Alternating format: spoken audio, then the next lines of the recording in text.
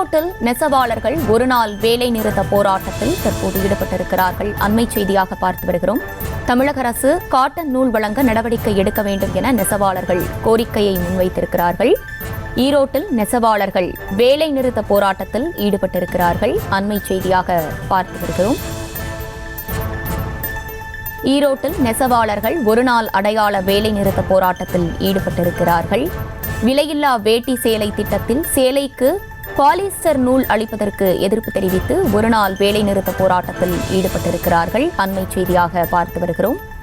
ஈரோடு முழுவதும் சுமார் 50,000க்கும் மேற்பட்ட விசைத்தறி கூடங்கள் மூடப்பட்டிருக்கிறது. ஈரோட்டில் நெசவாளர்கள் ஒருநாள் அடையாள வேலை நிறுத்த போராட்டத்தில் ஈடுபட்டிருக்கிறார்கள்.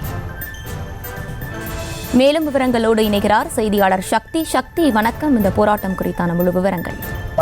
வணக்கம் ஸ்ரீ. இன்று வேலை நிறுத்த போராட்டம் வந்து விசைத்தறி கூடங்களுக்காக நடைபெற்று வருகிறது.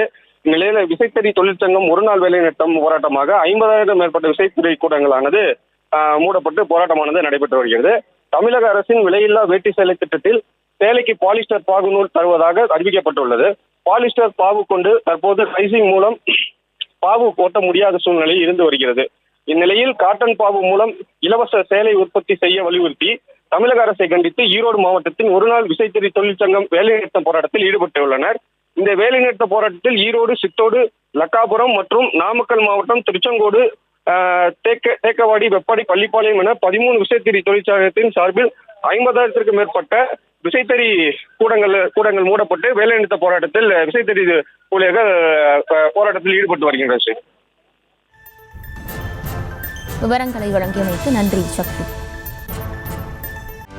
செய்திகளை உடனுக்குடனும் துல்லியமாகவும் தெரிந்து கொள்ள சப்ஸ்கிரைப் பண்ணுங்க.